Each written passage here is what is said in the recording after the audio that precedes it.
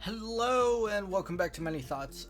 This time we're going to be talking about the SNES, specifically the SNES Online, and we'll be talking about the games currently in it and the games that I would like to be in it to kind of explore more of what is possibly there. Now, one thing I do want to point out, I know SNES Online is not on a schedule as it was with the NES Online, which it would come alive and two games would come out about every month.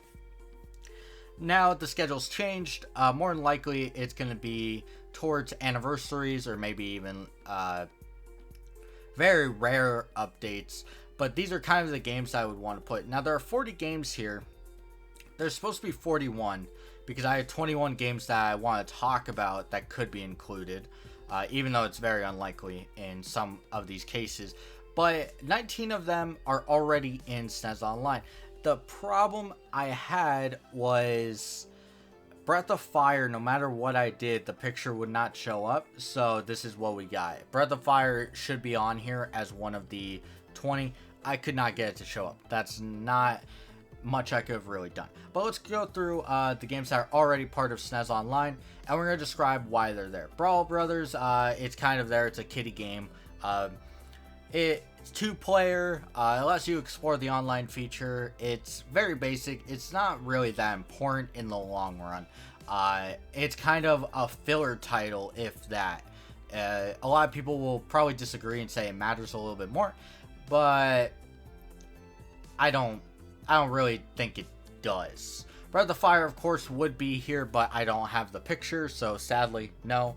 Breath of Fire is there because they needed to find a turn-based game that was not explosively valuable, but at the same time still recognizable. And Breath of Fire kind of fills both those roles. Breath of Fire is a fantastic turn-based, and if you haven't played it in ever, then I do recommend you do try it out. And it's kind of the lesser choices for the turn-based, as having played most of them, but I still understand why. It's recognizable, it works as a turn-based entry, and also it's a little more favorable to the newer turn-based styles than the older Final Fantasies and even Chrono Trigger in some cases, though Chrono Trigger would have obviously been the better entry for those people. Next one, we have Devil's Crest. This is more of a cult classic type situation. Devil's Crest is very popular to a lot of people, and overall it is a decent game, or a good game depending on how you look at it, and it's mostly to cater towards those people that want it to be there. And I'm not going to get too much into it because it's not that important to me, but it is relevant and I understand why it's here. Next one's F-Zero with the white bars because it wouldn't get rid of it. F-Zero is here because, one, classic series. One of those series that we've been dying for an entry in for a very long time. And overall, this kind of gives you a taste of the beginning of the series. Very showcasing of the SNES power that it had back then. The colors, the F-Zero really was one of its kind of just showcasing how powerful the SNES was. And it works online as well. Being just a nice game to play through every now and then. I still like the original F-Zero. Joe and Mac 2, which I'm gonna have a hard time finding this. Yeah, right here. This is a very odd choice. This is purely for those people that had it as childhood. And it's kind of like one of those shocking takes. One of the few shocking takes that could be here, and it's also why I have this category here for several of these games. But when it comes to these, overall, it's mostly just for the shock value of, oh, I played that game as a kid, I should totally get this and, of course, play it and be reminded of all the cool moments. And plus, some of these some of these people that were kids back during this era now have kids of themselves and they want to share the experience. It's purely for that reason, and it fits really well. It's an odd enough game for it. Where's Kirby's Dream Course? Right here. That's there because a lot of people like it for some reason. I don't understand, but We have, of course, Kirby Dream Land 3, one of the most popular Kirby's in comparison to the older entries. And so it makes sense. It's also a pretty easy game, pretty childish game for everyone involved. So it makes sense why it's there. Pilot Wings, the start of the Pilot Wings series, probably best known for Pilot Wings 64, if I'm to be honest. But it is nice to see where the series started. And plus, I probably prefer the SNES one, even though the 64 one's incredible too. Star Fox, I mean, start of the series, it's a nice showcase of what it is. Not too crazy, I guess. Now where's Stunt Race FX? Right here. Stunt Race FX is probably it's mostly another racing game, but at the same time it's an interesting racing game. Now, not a lot of people will know this, but it's actually one of those games that uses the Super FX chip, which several of the games on here, of course, use it. Star Fox does. Primarily, that's the big showcase. But it's one of those ones that use the FX chip. And at the time when it came out, it basically primarily used it. Unlike Star Fox, which had to use it due to it, Stunt Race, sorry, is kind of just showcasing the FX chip. So it's a great historic piece, I guess. At the same time, I'm not the biggest fan. We have Earth Defense Force, which, I mean, it's recognizable. And it's also a space shooter, so.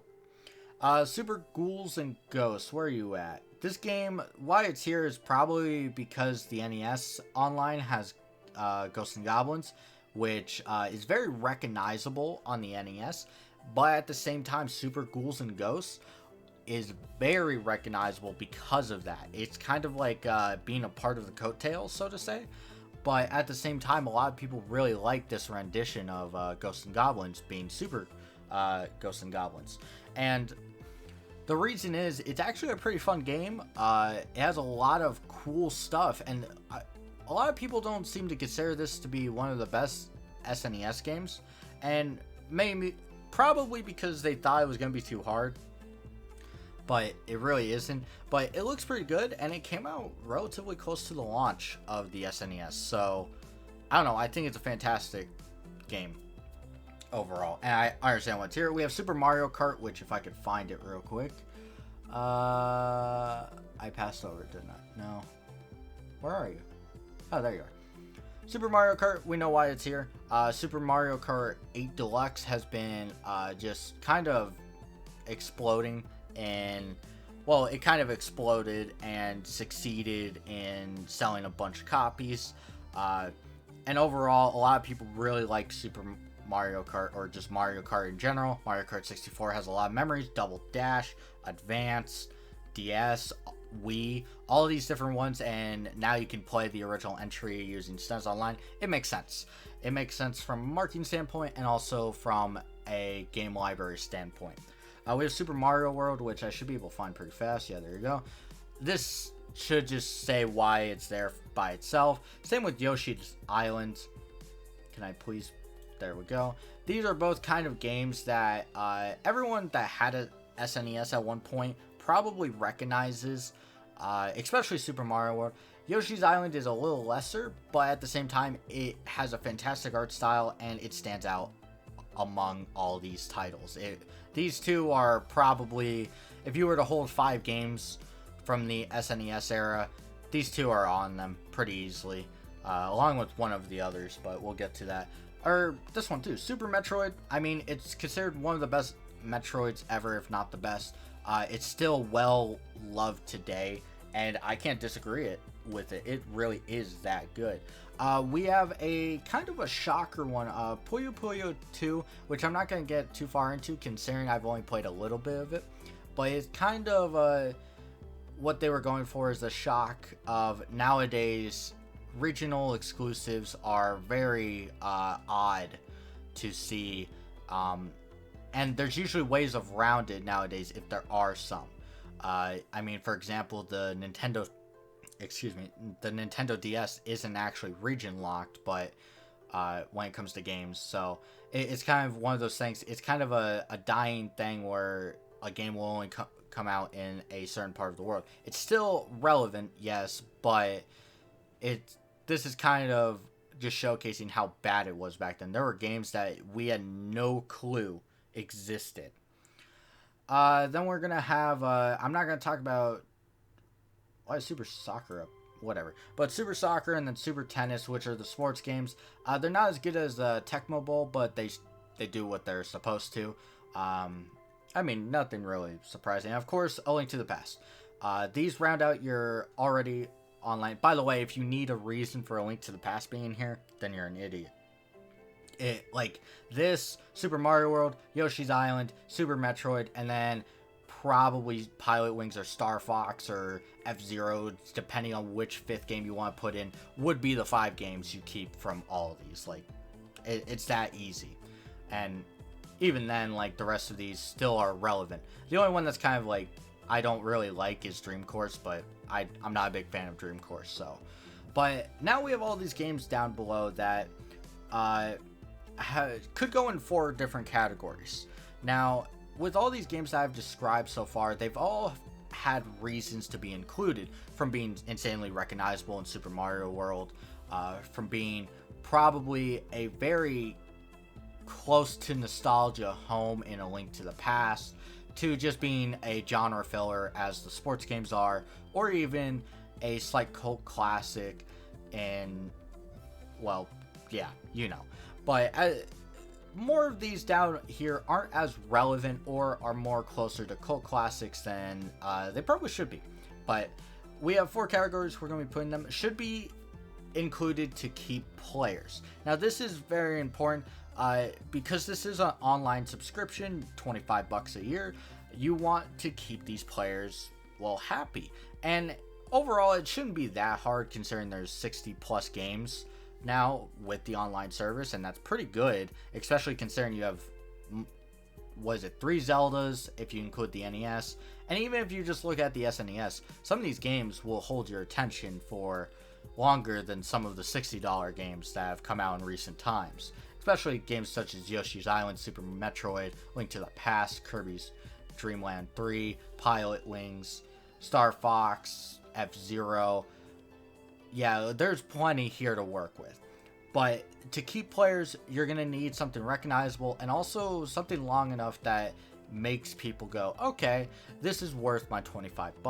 Because once they play through all these, it's kind of like, well, where do I go from here? Do I really need it? If I don't play online games, which there are quite a few of people that don't need the online service, but they have it because of these. Should be to get players. Some people do not actually get Switch Online at all. They play Breath of the Wild, they play single player games, and some of these games are purely made to be put on the SNES Online to get players. Should be to surprise players. There's a few of these I put on here, and we'll get to why I put these on here. And it's purely to surprise player, go, oh my god, I've been hearing about, or I've wanted to play it, or I didn't even know that was a thing. Please give it to me. Supposed to surprise players, be willing to put the $25 down and play it. And should be to highlight players. Some of these are cult classics, and also some of these games have kind of licensing issues. So if they work harder to get these, then players will appreciate it. So let's go in order. Harvest Moon. Harvest Moon is a very fantastic long farming simulator similar to Stardew Valley, and it's purely to keep players. Now, it's kind of hard to put it here because it could also be to highlight players. A lot of people love it, but at the same time, Harvest Moon is recognizable enough to where it's not really a cult classic. And also, it's not as much as an excitement game than it should be. We have Super Punch-Out, which, I mean, this is probably to highlight players, but at the same time to keep players, because Punch-Out is also in the NES Online, so it's a pretty easy one. Donkey Kong Country, this one could go in either one. I would probably put in a highlight, but at the same time, to keep players, because Donkey Kong Country is a fantastic SNES game, sorry, and it really stands out as a platformer. I consider it to be probably one of my favorite 2D platformers of all time. It really looks fantastic, feels fantastic, sounds fantastic, and is a great time. We have Turtles in Time. Now, this is to highlight players. Turtles in Time means a lot of things for many kids that grew up during the SNES era, and even teenagers. Turtles in Time is a beat 'em up that is still very fun, very good, and overall a fantastic time. Problem, the licensing, I'm not sure how it works. Turtles in Time, I'm pretty sure, is owned by probably Microsoft at this point. I know they had the last Turtles in Time port, though I do know there is the upgrade or arcade 1-up, whatever those are called. There's a Turtles in Time, one of those I know coming out. We have Earthbound, which is to highlight the cult classic that it is. Also, it's a turn-based RPG, which can kind of put into keep players. But Earthbound has shaken so many hands, done so much for just wonky, fantastic things that it really deserves to be here. NBA Jam is to highlight the people that love NBA Jam. If you haven't played NBA Jam, I recommend it, especially the original here. This one has probably a lot of licensing issues, probably even harder than Turtles in Time to get through, but I have no idea. It's one of those games that, while I have on my shelf and I've played it a few times, I don't nearly know enough about it. So let's go with Final Fantasy 3 or 6 for us North Americans. This is why I consider it to be the best Final Fantasy. There's a lot of debate whether it is or not, but also with the Final Fantasy kick kind of going around where we're getting a bunch of remasters. I believe 8 and 9 have all been remastered in the past 6 months, or released as remasters.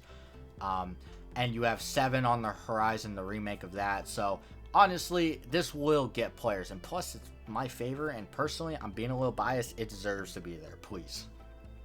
Mario Paint, this one could also be to surprise players, but at the same time, I like it to get players. So back during the SNES era, there was not a lot of create your own, explore your creativity games, and Mario Paint is kind of, in its own way, a fantastic showcase of how limited our options were when it comes to different games back then.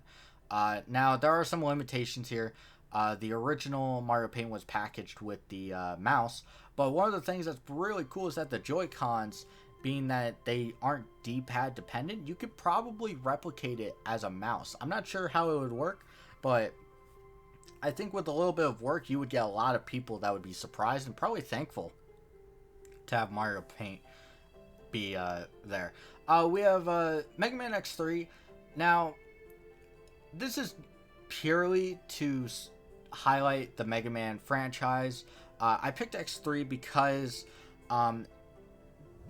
probably the original X would also work, but one of the things that people have to realize is that the X Legacy Collection is already out, so this is kind of a subtle nod to it, and it's trying not to take away too much from the X Legacy Collection. It's hard to really explain. Now we have Mega Man and Bass, which we never got in the United States as an SNES game. We got it as a Game Boy Advance remake or port, whatever you want to call it. Overall, the Game Boy Advance game is not as fun as this. I have played a translated copy, illegally of course, because there is no legal copy. Now, it would be cool to surprise some Mega Man fans, and also apparently we really should have gone. It is a fun time, so yeah. We have Secret of Evermore, which is a kind of downplayed turn-based by Square, not turn-based, but RPG by Square, that kind of deserves a lot more. Overall, like, it's purely a surprise pick, but yeah. So we have, of course, Killer Instinct, and the reason I put this here is because, one, there's literally not a single fighting game of interest. So this one would be to get players.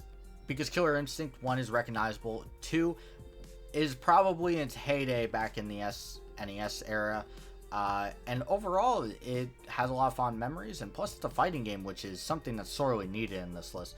We have Secret of Mana, which probably will never be a part of this, and it's purely just here, but with the mana collection being a thing, this will never really be a part of it, but it would highlight the series. So we have SimCity. This is to get players that played SimCity. SimCity, if you don't know, was one of those games that on the SNES drew a lot of kids and probably started the first type of simulator heavy population that we have. A lot of people really just love simulation games, so yeah. Overall, fantastic. We have Super Mario All-Stars, which is a very odd choice because, one, the NES Online has all 4 games included. You have the original Super Mario Bros., Lost Levels, Super Mario Bros. 2, and Super Mario Bros. 3. Now, why do I include this? Well, one thing of note is in All-Stars, most of them have been updated to be more fair and more kind of accepting to the player. Now, I'm not to say that making it easier is the only reason. Overall, having basically 4 games in one kind of allows you to keep players. Now, is it as relevant as Donkey Kong Country? Not really, because 4 games are on NES Online, but it would be cool to see All-Stars, especially since a lot of people don't really recognize Lost Levels as an NES game. They recognize it from All-Stars, at least over here in the West. Same with Super Mario Bros. 2, even though that was an NES game. Most people played it as a part of All-Stars, so it would be a nice nod to that. We have Star Wars, Super Star Wars anyway. If you have never played this seems very odd, and it's purely here to surprise people. Star Wars is a huge series, touches a lot of corners of the world without even really being relevant, so to say, in some cases. But Super Star Wars, while it is a difficult and brutal game, would be kind of cashing in on that Star Wars side of things. And plus, not a lot of people have played it from the conversations I usually get into, and overall, I think it would really work. So, we have Super Bomberman 2, which this could go in 3 categories, or this is just Super Bomberman, sorry, not Super Bomberman 2. I probably would have put the second one here, but it all depends. I'm going to say surprise players, because Bomberman, while it isn't as fondly remembered nowadays because it hasn't done that well in recent years, still should be a nice nod to the people that remember bringing their friends over and playing Bomberman. And those games are fun when you get a couple of friends that are willing to take a joke and understand that yes, you are trapping them, and yes, you have nothing you can do, so haha, bye bye. But overall, it's a very nice surprise that would be great. Castlevania, this is more to keep players. I don't think this will ever happen considering the Castlevania collection just came out, but it would be a nice game to keep players. Plus, overall, I think Castlevania 4 isn't the strongest entry, but it does a lot of good things, and it would be cool to kind of keep the players that recognize them. We have, of course, Super Mario RPG. This is very recognizable. I think this would be to get players. I don't really need to explain why. It's one of the most celebrated RPG games, and it's one of the most easiest and accessible. So, most easiest, and what did I say?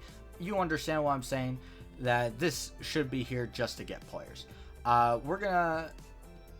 This is probably not a game a lot of people recognize, but this is to surprise players. But this is Tales of Fantasia. Tales of Fantasia is the game that basically used and abused the SNES to get what it wanted. If you had not had a chance to play this, there are plenty of fan translations out there, and I do recommend giving this a go. This really would surprise me, and I'll be perfectly honest, this would be my first game that I recommend to everyone if it ever came to SNES Online. If they brought all these games over, and like the 3 games that I would recommend would be Chrono Trigger, Tales of Fantasia, and then throw in one of these random ones, Final Fantasy or Mario Paint or Donkey Kong Country. But this would be my second one. It really is good, and it's probably the most powerful game of the SNES. Not saying like powerful emotionally, but powerful in that it uses most of what the SNES can do. And then we have Chrono Trigger, which I've already talked about slightly. I talked about it before. Chrono Trigger is, without a doubt, could fit in any of these categories. But I would say it's to get players. Now, Chrono Trigger is a very expensive cult classic nowadays.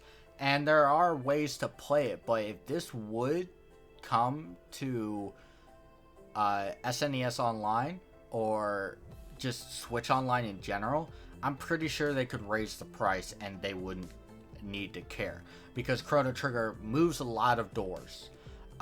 It might be a little weird for some people that don't know what the game means, or even people that don't like the game, but Chrono Trigger affects a lot of gamers that have played turn-based RPG, and whether you like it or not, we're a huge part of the audience, so yeah, we would enjoy it.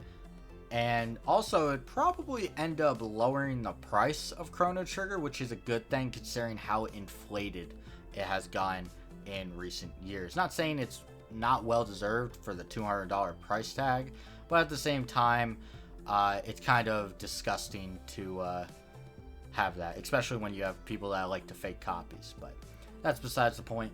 Overall, these would be the games I would try and put in. Mostly, I would try and actually, if I could, the highlight players, the only one that I would really probably try and put in would be Turtles in Time. These other 4 aren't really relevant nowadays, especially with collections for these 2.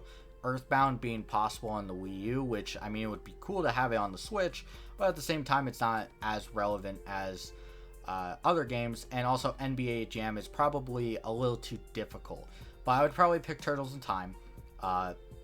To surprise players, to be honest, you could pick any one of these besides Super Bomberman, and I would say Nintendo did a fantastic job of picking the games. I would, of course, prefer Fantasia, but I could also understand Mega Man Base, which would be excellent to see over here. Same with Super Star Wars and even Secret of Evermore, which I think is a great game. Should be to get players if you really want a few. I think Mario Paint would actually be surprisingly probably the best one. SimCity would be very good, and then probably Chrono Trigger, and then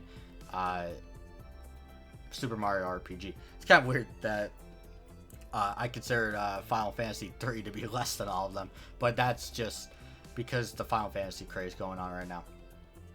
To keep players, I think Donkey Kong Country should come first, and then probably Harvest Moon, Super Punch-Out, and then whichever one you prefer in these regards. And I think if you took each one, so let's say we get to pick 5.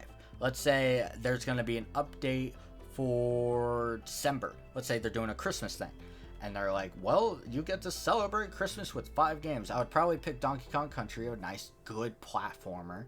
I would probably pick SimCity or Mario Paint for such an odd and just nostalgic pick. And then I would probably, as my surprise pick, I would probably pick Mega Man and Bass, because it would be surprising enough, but at the same time not too out there like Fantasia, which I understand is a long shot. A very, very long shot. And then I would probably pick Turtles in Time for my 4th one, because it highlights what people really want, a good beat 'em up, and I mean, 2 Teenage Mutant Ninja Turtles, so yeah, that would be very good. And then we need a 5th game, which I would probably either pick Chrono Trigger, which would be good. Final Fantasy 3 would also be very, very good, but really just any turn-based RPG would be nice. I think it would be excellent to include it. Would give some length to the SNES online, and enough to stall for potentially a longer time until 5 more games come out, so to say. Overall, this would be kind of my list. Thank you for watching. I hope I explained a lot. I hope these categories do, but I hope this kind of highlights something that I've been wanting to talk about for a while. And I think that I'm going to end it off. So next time we'll be talking about something completely different, I'm sure. And I hope I will see you then. Of course, as always, till then.